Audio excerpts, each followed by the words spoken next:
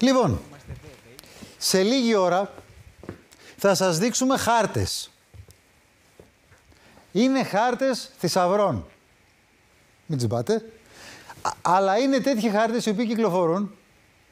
Κάποιοι αδαείς πληρώνουν λεφτά, είναι ένας από αυτούς, έχουμε 4. 4. Και θα δείτε πώς εκμεταλλεύονται ανθρώπους που δεν θέλω να τους χαρακτηρίσω, τους παίρνουν λεφτά και θα δείτε και τι κομπίνες στείνουν. Και φτάνουμε μετά στις ανασκαφές, στα λαγούμια, μέχρι και στους θανάτους. Θα κάνουμε ένα διαφημιστικό διάλειμμα και θα το δείτε αμέσως μετά αυτό και τους 4 χάρτες. Ξαναλέω, μην περιμένετε να βρείτε από τους χάρτες θησαυρούς. Είναι χάρτες που κυκλοφορούν, που έχουν έρθει σε εμάς από ανθρώπους που ξέρουν ότι οι χάρτες αυτοί είναι ψεύτικοι. Και θα τους δείτε ποιοι είναι. Ο κ. Πολατίδης είναι ένας από αυτούς, από τους πιο ουσιαστικούς γνώστες μας. Έχει βοηθήσει πολύ στο ρεπορτάζ όλο αυτό το διάστημα. Θα πάμε σε διαφημίσεις. Απόγευμα Παρασκευής, 3 του Οκτωβρίου του 2025. Είστε στο Μέγκα, εξελίσσεστε το Live News και είναι η ώρα να γυρίσουμε σε ένα από τα δραματικά θέματα της εβδομάδας. Αυτό με τους 4 που ψάχνανε τις λίρες και ένας ο 53χρονος έχασε τη ζωή του. Και στην τρέλα που υπάρχει, γιατί είναι το πολλωστό περιστατικό το τελευταίο χρονικό διάστημα, με το κυνήγι του χαμένου θησαυρού. Του θησαυρού των Οθωμανών, των Ανταρτών ή όποιον άλλον. Είναι ένα σπορ λοιπόν που μας έλεγε ο κ. Πολατίδης ότι είναι πάνω από 1 εκατομμύριο Έλληνες οι οποίοι, το σπορ εντός εισαγωγικών, το τρέχουν. Πάμε να δούμε λοιπόν στοιχεία, χάρτες, θα δούμε και την εξέλιξη της υπόθεσης με τους 4 και να συζητήσουμε μετά κάποιους χάρτες που ήρθαν στην κατοχή μας από αυτούς που κυκλοφορούν και κάποιοι τους χρυσοπληρώνουν κιόλας.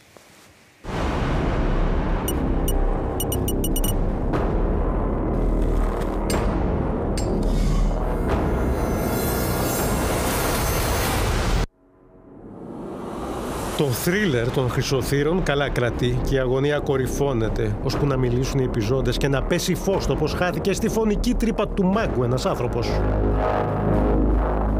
Οι δίδυμοι πήραν προθεσμία για Δευτέρα. Ο 77χρονος απολογήθηκε χθες και αφέθηκε ελεύθερος. Πληροφορίες λένε πως άπαντες φέρουν να ισχυρίζονται πως είχαν προσπαθήσει να μην έχουν ατύχημα. Την ίδια ώρα μεγάλη αγωνία υπάρχει στις αρχές, καθώς πάρα πολλοί Έλληνες ζουν τον πυρετό του χρυσού. Σαν κουτσός κι εγώ, σαν σπαζοφτέρης πάω έτσι. Είναι ένας από τους πιο γνωστούς κυνηγούς στο ίντερνετ. Μια ωραία βόλτα. Κάπου πολύ ψηλά. Δυστυχώς δεν μας αφήνει τα συννεφάκια. Είμαστε 2.000 υψόμετρο παρά. Ένας άνθρωπος που θα σημειώσει πως η έρευνα του χρυσού θέλει μηχανήματα, τα οποία όπως είναι γνωστό δεν κοστίζουν λίγα. Πού είμαστε? Ψηλά, εκεί που αγαπάμε, στο βουνό, να κάνουμε το περίπατό μας και οποιαδήποτε πληροφορία που μπορούμε να μαζέψουμε για την περιοχή. Ήθελα να σημειώσω και να ενημερώσω τους φίλους μας ότι ένας επαγγελματίας ερευνητής πάσχει να έχει ένα τοπικό και ένα ρογκοσκοπικό. Χρειάζεται να έχει μια γκάμα μηχανημάτων. Στις έρευνες του εστιάζει στις ιστορίες από το Αντάρτικο και το χρυσό. Εσύ ήξερες ότι στο Αντάρτικο κρύβανε πολύ εύκολα χρήματα μέσα σε κουφάλες των δέντρων? Οπότε, αν βρίσκεις μια κουφάλα, το μόνο εύκολο που μπορείς να κάνεις είναι να πάρεις ένα τρίχαλο και να ζωνιάς το έδαφος. Αν χτυπήσει μέταλλο, είσαι τυχερός. Βλέπουμε εικόνες από τις έρευνες. Τα πλάνα είναι ενδεικτικά του πυρετού του χρυσού.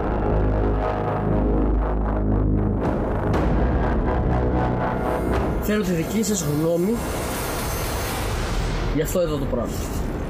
Εδώ θα δείξει κάτι άλλο που ίσως είναι σημάδι ανταρτών. Πάει μέσα. Όποιος έχει γνώση και όποιος πιστεύει στον εαυτό του, βλέπει αποτελέσματα. Σε άλλη εξόρμηση θα επικεντρωθεί σε μια στέρνα. Με ένα ρολόι. Τώρα δεν ξέρουμε αν το ρολόι είναι παλιό ή νέο. Πάντως με τα λεγόμενα, ας πούμε, ένα σημάδι που έχει εδώ. Ένα σημάδι που έχει εδώ ζ, δ, α. Εδώ πέρα. Λοιπόν, όπως βλέπετε εδώ το ρολόι εδώ έχει Αυτό 75, το τυχαίνει να είναι εκεί 75 το σημάδι. Και θα είναι χτυπημένο στο 10. Βίντεο σαν κι αυτά τα μοιράζονται άλλες ομάδες. Βλέπουμε χρυσές πινέζες στον Κουβαρά. Είναι ομάδες που λένε πως ο δορυφόρος μπορεί να δείξει χρυσό.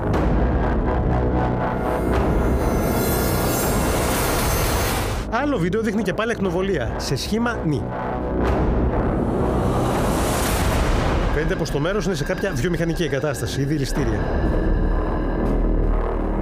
Λένε πως δορυφορικά σημάδια μπορούν να δείξουν θησαυρούς. Όπως αυτό το τρίτο βίντεο που είναι σε δασική έκταση.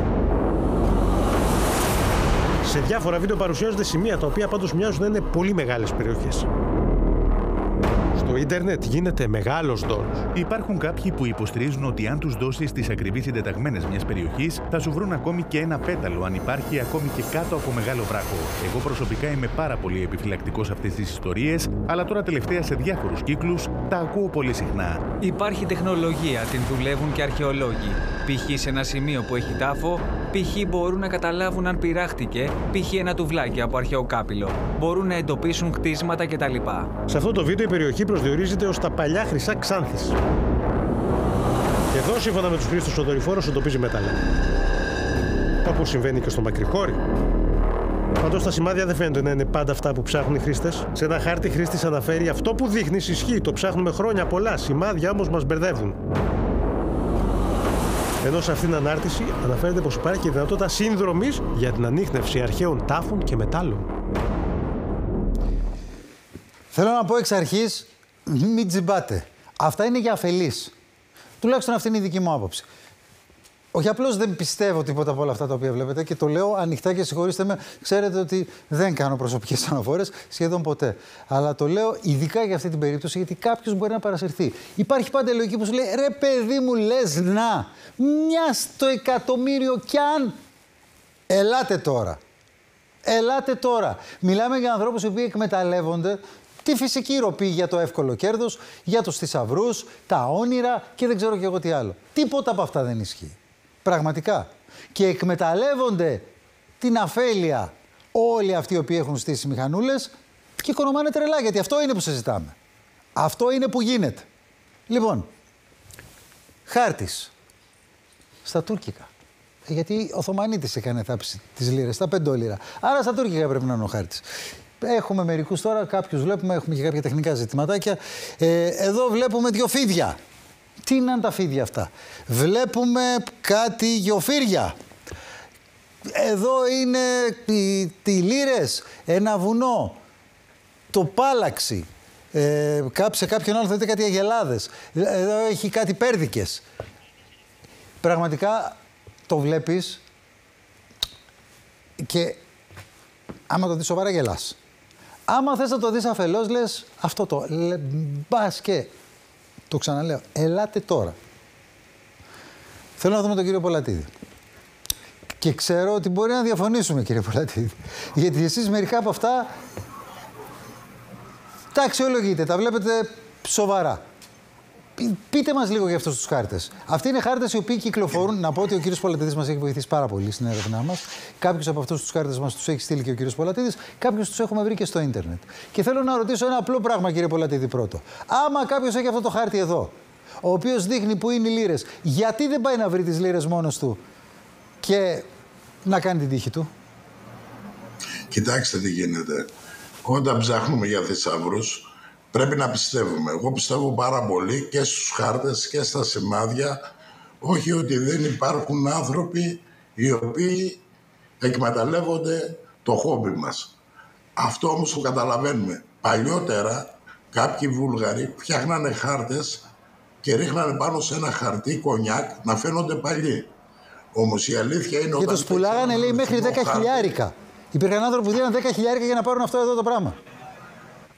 Πάντα θα υπάρχουν οι αφελείς. Ότι θησαυροί υπάρχουν εκατομμύρια λίρες που κυκλοφοράνε τώρα σε όλα τα σπίτια μας, Αν δείτε τις χρονολογίες, είναι παλιές. Οι Εγγλέζοι στείλανε επίσημα στο ελληνικό κράτος, στο βρετανικό κράτος, 330 εκατομμύρια χρυσές λίρες. Κάντε έρευνες στον Εφήλιο μόνο. Οι Ορθωμανοί όταν ήταν εδώ πέρα φτιάχνανε τράπεζες πάνω στα βουνά. Δεν ήταν οι τράπεζες της πόλης. Τα σημάδια είναι οδοπορικά. Είναι οι πινακίδες που πας τώρα στην Αθήνα στο δρόμο. Αν δεν γνωρίζει κάποιος το αντικείμενο μπορεί να γελάει. Όταν όμως είσαι σοβαρός ερευνητής και ψάχνεις για θησαυρούς, μπορεί ένα σημάδι να κρύβει στρατιωτικό υλικό, γιατί κρύβανε και η ζωή ήταν στα βουνά. Ωραία, πάμε να το δούμε λίγο τώρα. Πρακτικά να μας πείτε εσείς τι βλέπετε. Θέλω να τονίσω ξανά, δεν πιστεύω τίποτα και γελάω με όλα αυτά. Αλλά ο καθένας έχει τη δική του άποψη. Θέλω να δούμε αυτό το χάρτη, ας πούμε. Εσείς πιστεύετε, το ξέρω. Και ο κύριος Πολατίδης, θα πω και κάτι άλλο. Είναι και από τους λίγους που έχει την τόλμη και είναι σοβαρός άνθρωπος να βγει και να πει: ναι, εγώ πιστεύω, είναι το χόμπι μου, ψάχνω, το κάνω νόμιμα και ασχολούμαι πολύ. Λοιπόν, εδώ βλέπουμε ένα χάρτη. Τι είναι αυτό? Ένα θα μου αφήσετε, κύριε Λαζάνη, μόνο για να τον έτσι μελετήσω. Εδώ, αυτόν. Εγώ έχω 2 εργοστάσια. Αν δεν ήμουν σοβαρός, και αν ξαναγεννιόμουν, αυτό θα ψάχνα. Πάμε όμως να σας πω τι είναι αυτό. Εδώ λοιπόν, κρατάμε σταθερό αυτό το χάρτη. Κρατήστε μου ένα χάρτη. Είναι ένας χάρτης στο οποίο είναι η Τζιμερή Λιβάδα. Μπορεί. Διαβολόρεμα βλέπω εδώ, εμείναγα. Αλλά έχουμε κάποια τεχνικά προβλήματα τα οποία γίνονται και όλο και χειρότερα και δεν μπορούμε. Το διαβολόβραμα, όταν ζούσαν οι Βούλγαροι εκεί πάνω στη Δράμα και στην Καβάλα, στην περιοχή εκείνη. Εδώ ποια περιοχή υποτίθεται ότι είναι αυτή? Εκεί πέρα βλέπουμε 2 βόδια. Τι σημαίνει? Μπορεί να είναι 2 βουνά, είναι ένα σχεδιάγραμμα τι αφήσαν οι Βούλγαροι. Τα βόδια είναι αυτά εδώ δηλαδή? Αυτά εδώ είναι τα 2 βόδια? Ναι. Αυτό το ψάχνε ένας στρατιωτικός με ένας γιατρός. 10 χρόνια το χρηματοδοτούσανε, βασανιστήκανε, γιατί οι τζιμερίκες στην Ελλάδα είναι 7. Ποια είναι η αληθινή? Μπαίνεις από ένα σημείο με φορτωμένο ζώο και μέσα έχει κάτι χόρτα στον κύκλο των χρυσοδύρων, το γνωρίζουνε, που τρώγαν τα ζώα. Εδώ υποτίθεται τώρα πού είναι ο θησαυρός? Πραγματικά το χάνω. Πού είναι ο θησαυρός δηλαδή στο χάρτη αυτό που βλέπουμε? Αυτός ο θησαυρός κρύβει από την αρχαιότητα ως τώρα. Όχι, πού φαίνεται ότι είναι ο θησαυρός? Ας πούμε αυτό εδώ είναι ο θησαυρός? Είναι μπαίνοντας από τα 2 του. Όχι, εκεί δεν είναι ο θησαυρός, εκεί είναι κάτι άλλο. Εκεί είναι ένα πέρασμα. Ο θησαυρός είναι κάτω από τους 2 βράχους. Έχει ένα προσήμαδο 90 κομμάτια χρυσές λίρες κάτω από το σταυρό και κάτω από το κουδούνι έχει άλλες 60. Μπαίνοντας μέσα στην Τζιμερίκα Λιβάδα που μπαίνεις από ένα μέρος. Και να σας ρωτήσω κάτι τώρα, γιατί πραγματικά αφού το διαβάζετε το χάρτη τόσο καλά, τα βλέπετε και είναι όλα τόσο καθαρά στα δικά σας τα μάτια που εμάς μας φαίνονται ανέκδοτο, γιατί δεν πάτε να βρείτε τις λίρες? Δεν είναι τόσο εύκολο. Από αυτή τη στιγμή με τα χρήματα, τους θρυλικούς θησαυρούς του Αλή Πασά, την Τζιμερίκα Λιβάδα, του πατρός του Αλεξάνδρου, έχουν ασχοληθεί πάρα πολύ με τα τάλαντα και με όλα αυτά. Δεν είναι τόσο εύκολο να τα βρεις. Αυτή είναι θρυλική θησαυρή. Όποιος τους βρει αλλάζει τον πλανήτη. Δεν αλλάζει μόνο τον εαυτό του.